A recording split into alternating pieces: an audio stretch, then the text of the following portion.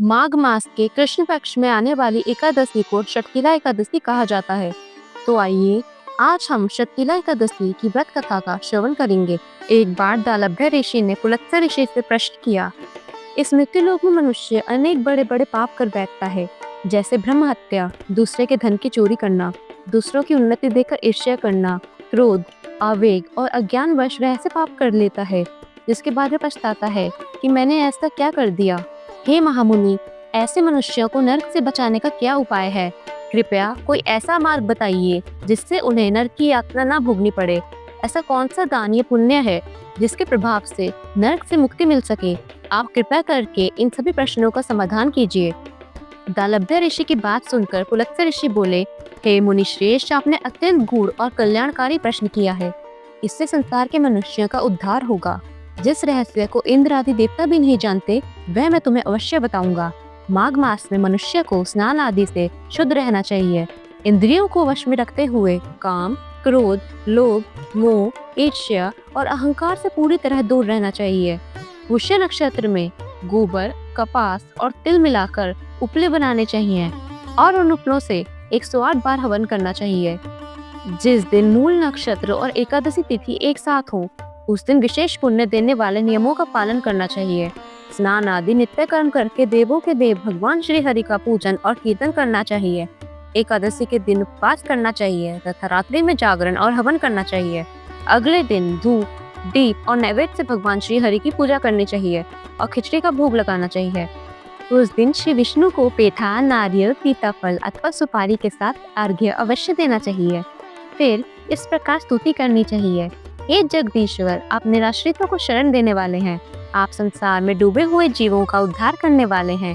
हे कमल नयन, हे मधुसूदन, हे जगन्नाथ, हे पुंडरीकाक्ष, लक्ष्मी जी सहित आप मेरे इस तुच्छ अर्घ्य को स्वीकार कीजिए।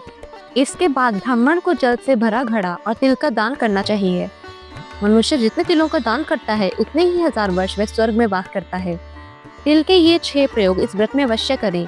तिल का स्नान, तिल का उपटन, तिल का हवन, तिल का तर्पण, तिल का भोजन और तिलों का दान। इन 6 प्रकार से तिलों का प्रयोग शतकिला कहलाता है। इसके प्रभाव से अनेक प्रकार के पाप नष्ट हो जाते हैं।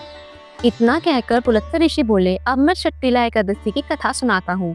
एक बार नारद मुनि ने भगवान श्री हरि से शतकिला एकादशी का महात्म्य पूछा। उन्होंने कहा, हे प्रभु, आप मेरा प्रणाम स्वीकार करें। शतकिला एकादशी के व्रत का क्या फल है, इसकी कथा और महत्व कृपया मुझे बताइए। नारद की प्रार्थना सुनकर भगवान श्री हरि बोले, हे नारद, मैं तुम्हें एक सत्य घटना सुनाता हूँ, ध्यान से सुनो। बहुत समय पहले मृत्युलोक में एक ब्राह्मणी रहती थी। वह सदा व्रत और उपवास किया करती थी। एक बार उसने पूरे 1 महीने तक उपवास किया, जिससे उसका शरीर बहुत दुर्बल हो गया। वह बुद्धिमान तो थी, लेकिन उसने कभी देवताओं या ब्राह्मणों को अन्न का दान नहीं किया था। मैंने विचार किया कि इस ब्राह्मणी ने उपवास से अपने शरीर को तो पवित्र कर लिया है और ये बैकुंठ लोक को भी प्राप्त कर लेगी, लेकिन अन्नदान के बिना जीव की तृप्ति संभव नहीं है। ऐसा सोचकर मैं भिक्षुक का रूप धारण कर उसके पास गया और अन्न की भिक्षा मांगी।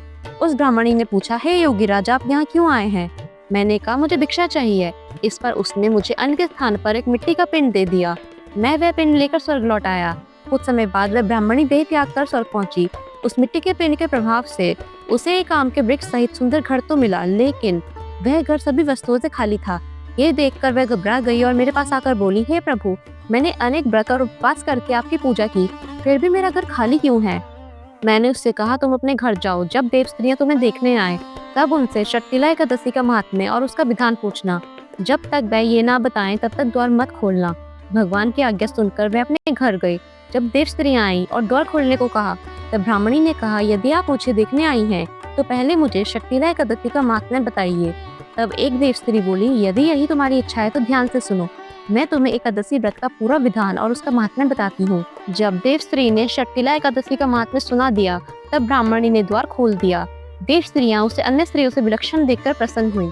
उस ब्राह्मणी ने भी उनके बताए अनुसार शतकिला एकादशी का व्रत किया। उसके प्रभाव से उसका घर धन धान्य से भर गया। अतः मनुष्य को मूर्खता त्याग कर शतकिला एकादशी का व्रत और लोभ न करके तिलादि का दान करना चाहिए। इस प्रकार शतकिला एकादशी व्रत कथा समाप्त हुई। बोलो विष्णु भगवान की जय।